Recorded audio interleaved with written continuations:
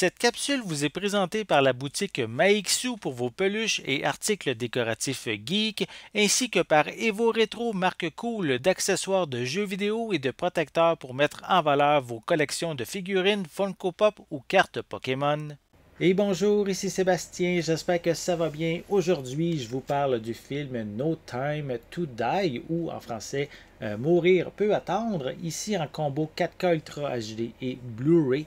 C'est un film qui met en vedette Daniel Craig, Léa Seydoux, Rami Malek, Ralph Fiennes, Christopher Waltz, Anna de Armas, Naomi Harris et Billy Magnussen. C'est distribué par Universal et disponible depuis le 21 décembre 2021. Donc, 25e film de la franchise James Bond et en même temps 5e film qui met en vedette Daniel Craig. Cette nouvelle aventure offre la chance à James Bond de redevenir agent après avoir pris sa retraite lors du dernier opus. Il va devoir aider son vieil ami Felix Leiter de la CIA afin de sauver un scientifique kidnappé. Mais cette piste va le mener face à un vilain armé d'une nouvelle technologie assez dangereuse. Donc, moi, je suis vraiment un grand fan de la franchise et j'ai vraiment bien aimé la direction qu'elle a prise depuis l'arrivée de Daniel Craig. Ce 25e film permet encore une fois de faire plusieurs liens avec des personnages qu'on retrouve dans les précédents films. Il permet également d'approfondir le personnage de 007 au sein de sa vie personnelle. En fait, on n'a jamais été aussi loin dans tous les films confondus au niveau justement de ses émotions, de sa vie qu'on trouve à l'extérieur de son travail d'agent 007. On nous présente aussi une nouvelle agente en 007 qui a pris la relève suite à la retraite de James. Les deux vont devoir travailler ensemble. Je trouve qu'ils ont vraiment une belle complicité également à l'écran. On a aussi plusieurs scènes d'action, sont vraiment assez nombreuses même, sont intéressantes aussi, bien réalisées. J'ai vraiment bien apprécié ce côté action qu'on retrouve dans ce film-là. Malheureusement, le vilain personnifié par Rami Malek n'est pas assez développé. Il ne deviendra pas malheureusement un des vilains iconiques de la franchise. On aurait dû travailler encore plus son côté méchant. Malheureusement, c'est pas ça qui a été mis de l'avant pour cet opus. On savait depuis un moment que ce 25e film serait le dernier de Daniel Craig et la conclusion m'a vraiment surprise et j'ai hâte aussi de voir la nouvelle direction que va avoir le personnage dans le 26e film puisqu'à la toute fin du générique, on annonce déjà que James Bond va revenir.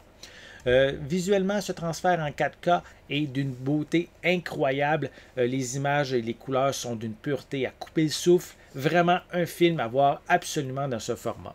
Pour les pistes sonores, elles sont disponibles en anglais Dolby Atmos, français et espagnol Dolby Digital Plus 7.1 avec des sous-titres dans les mêmes langues.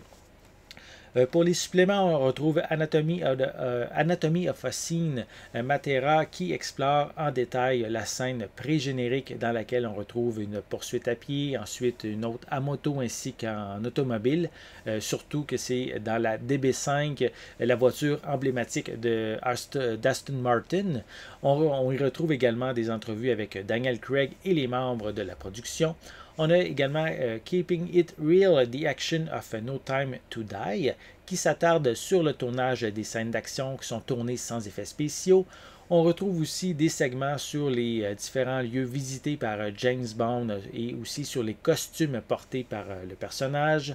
On a un dernier segment d'un peu plus de 45 minutes et qui est en plus une exclusivité à l'édition 4K et qui permet d'avoir un tour d'horizon de l'ère Bond sous les traits de Daniel Craig et on complète avec une copie Blu-ray. Malheureusement, c'est rare qu'on voit ça de nos jours, mais il n'y a pas de copie numérique qui est incluse dans ce coffret.